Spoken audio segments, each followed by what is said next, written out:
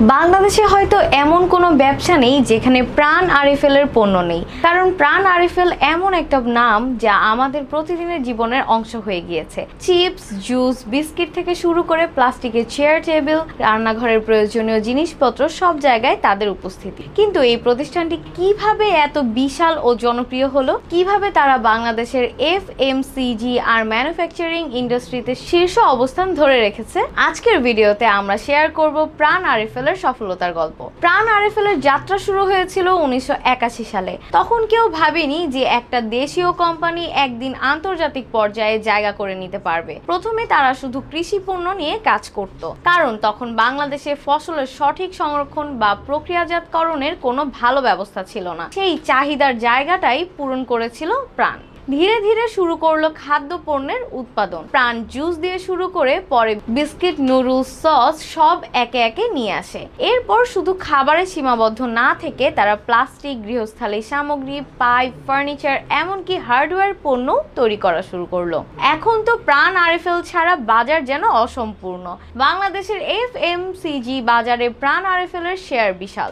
এখন তারা দেশের প্রায় 50% এফএমসিজি মার্কেট দখল করে আছে। শুধু দেশেই না, বিদেশেও তাদের পণ্য রপ্তানি হয় 145টিরও বেশি দেশে। এই কোম্পানি একা বছরে প্রায় 25,000 কোটি টাকার পণ্য বিক্রি করে। সহজ করে বললে দেশের অর্থনীতিতে তাদের অবদান বিশাল। প্রাণ আরএফএল লাখ লাখ মানুষের কর্মসংস্থানের উৎস। প্রত্যক্ষ বা পরোক্ষভাবে প্রায় 1 লাখেরও বেশি মানুষ এখানে কাজ করে। এত বড় বাজারের প্রতিযোগিতা তো থাকবেই। প্রাণ আরএফএল-কে প্রতিনিয়ত লড়াই করতে হয় সিটি গ্রুপ, মেঘনা গ্রুপ সহ আরো অনেক স্থানীয় আন্তর্জাতিক ব্র্যান্ডের সঙ্গে। কিন্তু তারা টিকে আছে কারণ তারা প্রতিনিয়ত নতুন কিছু আনছে। উদাহরণ হিসেবে বলা যায়, যখন বাজারে বিভিন্ন কোম্পানির নুডলস পাওয়া যাচ্ছিল, প্রাণ তাদের নুডলসের মান উন্নত করলো, আরো আকর্ষণীয় ফ্লেভার আনলো, দাম কম রাখলো।